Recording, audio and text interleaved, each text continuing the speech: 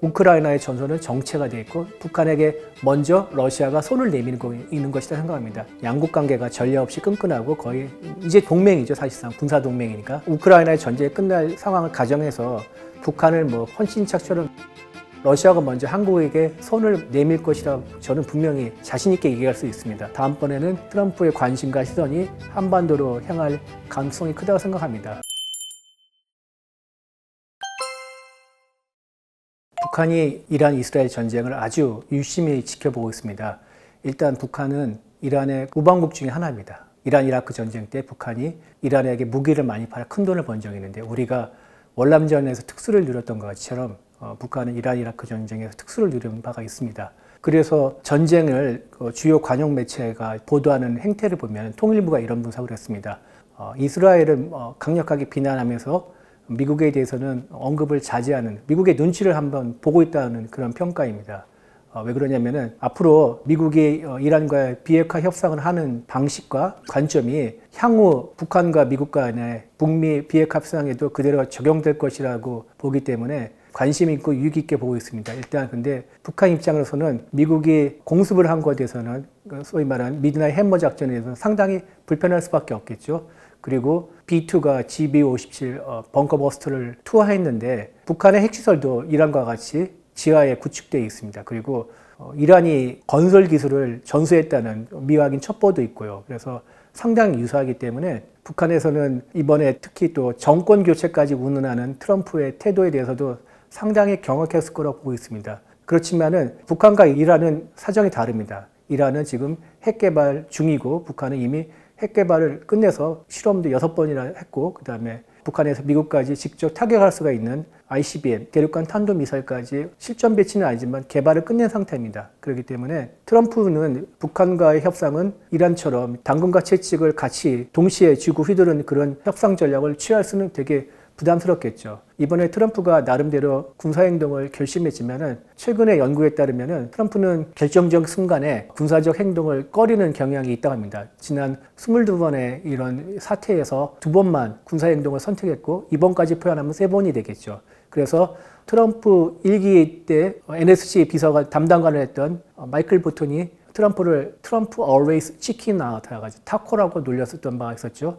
예상을 깨고 공습에 나섰지만은 기본적인 성향은 그렇지 못하고 그리고 또 북한의 핵 보유국가이기 때문에 이란과 같은 어떤 군사적 옵션과 같이 섞어서 협상 가능 상당히 제한적일 수밖에 없습니다. 그래서 어쨌든 간에 이번에 이란과의 비핵화 협상에서 어느 정도 성과를 거두고 나면은 다음번에는 트럼프의 관심과 시선이 한반도로 향할 가능성이 크다고 생각합니다. 왜냐하면 트럼프가 1기 집권 때 이루지 못했던 이런 사안이기도 하고 그리고 또 자신이 또 나름대로 김정은과 친분이 있기 때문에 생각하기 때문에 조금만 더 하면은 자신의 업적으로 레거시로 남길 수 있다고 생각할 수 있기 때문에 분명히 북한으로 한반도로 관심을 돌릴 가능성이 있다고 생각합니다. 트럼프의 협상 방식은 톱다운이기 때문에 김정은과 직접 만나서 담판을 지려할 것이라고 생각합니다. 그럴 가능성이 크고요.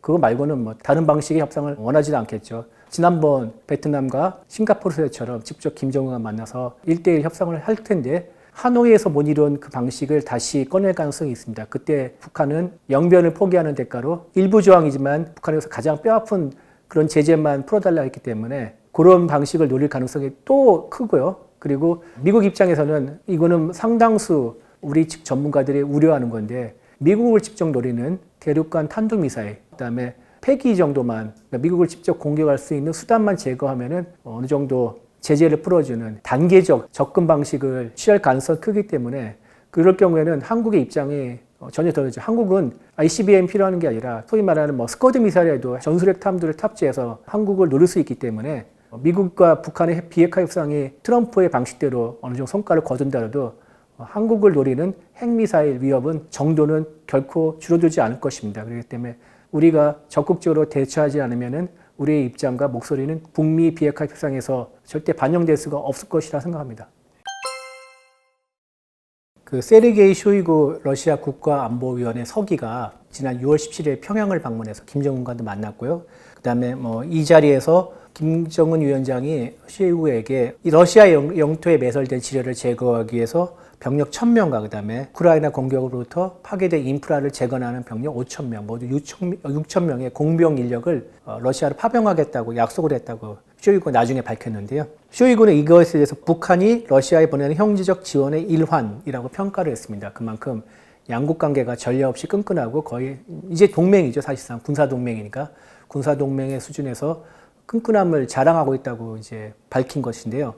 이 같은 조처는 러시아가 필요해서 북한에게 먼저 요구를 한 거고 아직까지 우크라이나와의 전쟁이 계속 이어지고 있고 인프라가 많이 파괴되고 그다음에 계속 병력 소모가 많기 때문에 공병을 요청했겠지만 공병만 보내지는 않을 것이라고 생각합니다. 교대하는 병력도 있을 테니까 전투 병력도 아울러 파병할 것이라 생각하고요. 그렇기 때문에 현재까지 우크라이나의 전선은 정체가 돼 있고 계속 병력이 부족했고 그리고 또 인프라도 필요하기 때문에 북한에게 먼저 러시아가 손을 내밀고 있는 것이라 생각합니다. 러시아는 그 대가를 지금 코로나19 때문에 끊겼던 북한과의 철도를 다시 잇고 조만간 항공편도 다시 재개하고 복원할 계획이라고 합니다. 그러면은 그만큼 경제 교류가 활성화되고 교육이 더 늘어날 수 있겠죠. 그러나 북한이 결정적으로 가장 원하고 있는 최첨단 군사기술에 대해서는 러시아가 아직까지 확실하게 지원하지 않은 거 있다는 것이 그 대체적인 평가입니다. 정보당 평가. 왜냐면은 한국이 우크라이나에게 직접 군사 지원을 하지 않은 것이 러시아가 생각하는 레드라인이고 한국이 생각하는 레드라인은 특히 핵 관련 기술에서 어떤 첨단 기술을 지원하지 않은 것인데 정보당의 평가이지만 그 평가와 달리 러시아가 또 몰래 크게 한번 도와줄 수도 있습니다만 현재까지는 그렇지 않은 것으로 보고 있고 양측의 레드라인을 지키고 있는 가운데 왜냐면은 러시아가 전쟁이 끝나고 난 다음에 계속 북한과 정치적 관계는 더 돈독하게 하겠지만 경제적으로는 특히 서방 세계와 관계 개선이 필요하기 때문에 여지는 남겨둬야 됩니다. 숨 쉴 공간을 남겨뒀기 때문에 그런 차원에서 러시아는 어느 정도 전략적으로 페이스 조절하면서 북한과 관계를 하지만 지금으로서는 병력이 급하고 그리고 북한 입장에서는 이 참에 받아낼 수 있을 때 최대한 많이 받아내려는 마음으로 해서 흔쾌히 파병 요청에 응한 것이라고 생각합니다.